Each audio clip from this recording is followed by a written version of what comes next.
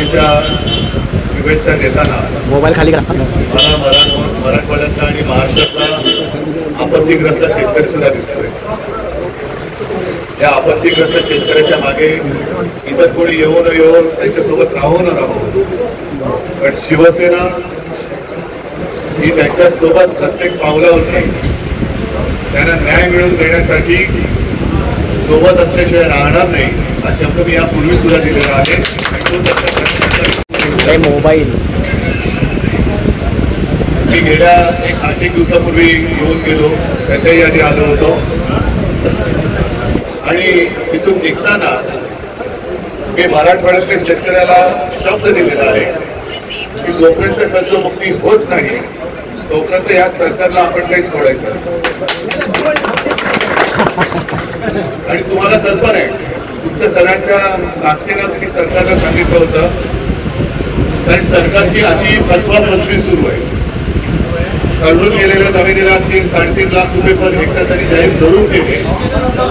मी म्हटलं होतं की तुम्ही 3-3.5 लाख पाहिजे दिवाळीनंतर द्या, पण पहिले त्यातले 1 लाख हा दिवाळीपूर्वी माझ्या शेतकऱ्याच्या खात्यामध्ये टाका.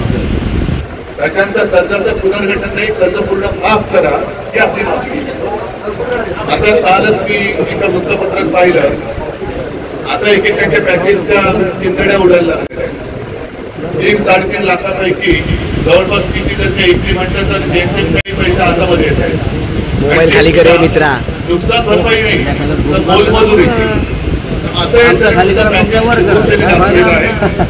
त्याच्यासाठी आज शेतकरी हवालदिल झाले. मी मुंबईत असलो तरी सातत्याने माझा अंबादार साहेब, खैरे साहेब आहेत, दादा आहे, या सगळ्यांचा संपर्क सुरू असतो. काय काय चाललंय, किती पॅकेज आलं. मी जरी दिवाळीनंतर येणार असलो तरी अंबादार, विनोद तुम्ही पण आहात, खैरे साहेब आहेत, राजू तुम्ही आहात, एक काम करायचं आणि त्याच्यात मला तुमची मदत पाहिजे. तुम्ही आता म्हणालच ना दादा की आमचं काम बघा, मला एक काम नक्की तुमच्याकडनं करून पाहिजे की तालुका पातळीवरती आपली पद्धत पाहिजे. आणि जे पॅकेज सरकारने जाहीर केले आपल्याला सरकारप्रमाणे त्या शेतकऱ्यांचे मिळालं की नाही हे पाहिलं पाहिजे. आणि ते मिळवून देण्याचं काम हे आपल्या शिवसैनिकांनी करायचं.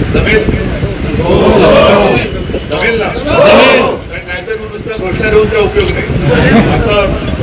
आता मला म्हणजे कळेच ना काय या दादाने घोषणा दिली. शेतकऱ्याचा अंदाज कमी नाही, शेतकरी अंदाज. पण मी शेतकऱ्याचं सोबती नक्की आहे आणि त्या सोबतीला आणि त्या विश्वासाला मी कधी तडा जाऊ देणार नाही. तुमचं आजपर्यंत तुम्ही सगळेजण आला, तुमचं सगळ्यांचं स्वागत. आणि मराठवाडा असो, महाराष्ट्र असो, या सरकारचा अनुभव सगळ्यांनी घेतलेला आहे. या सरकारला तर घालवायचं आहेच, पण आता प्रथम संकटात सापडलेल्या शेतकऱ्याला या संकटातून बाहेर काढण्यासाठी सगळेजण मैदानात उतरूया. पुन्हा एकदा सगळ्यांचं स्वागत करतो. धन्यवाद.